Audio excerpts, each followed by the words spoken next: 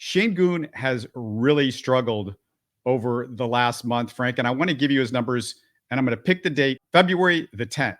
And I'm going to tell you why I picked that date out in a second. He's shooting 51% from the field, 61% from the free throw line, down 6% from the field, 13% from the line compared to his numbers before February the 10th. His defense, which looked improved this year, you and I agreed about that, has taken a major regression. His defensive rating the last 2 months is terrible. Frank, I picked the date of February the 10th because it's the date of the earthquake in Turkey.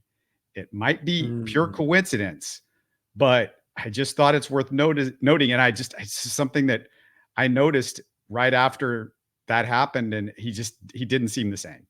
I mean, that's a very big possibility, and having to bear that and think about family and all of those things. I think it's that a mixture of, I think the team also kind of went away from him, and he might just be a player that you have to really involve to be able to see him in his best. Yeah, he has struggled. He struggled in pretty much every other aspect of his game. He's not playmaking as much as he used to. It kind of also correlates with them going away from the whole Sengun as the focal point of the offense. But I saw the play go down at about that point, and that during that time, that was the time where those two guys were at. I mean, it was like he was on that huge roll when those two guys went out and they started to really focus the offense. But I thought he was playing so much better this year, especially in the too much, even before that. And then they started really giving him the chance to even expand on that.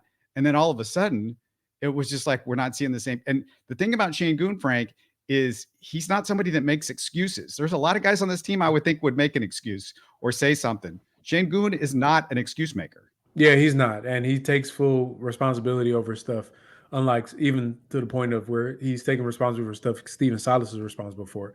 Yeah, I think it's a mixture. That I think the them going away from him. I think some of the comments by the coaching, Steven Silas.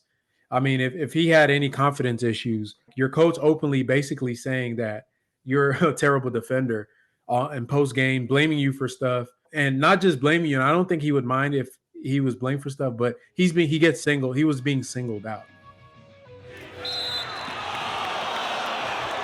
You're listening to Houston Sports Talk.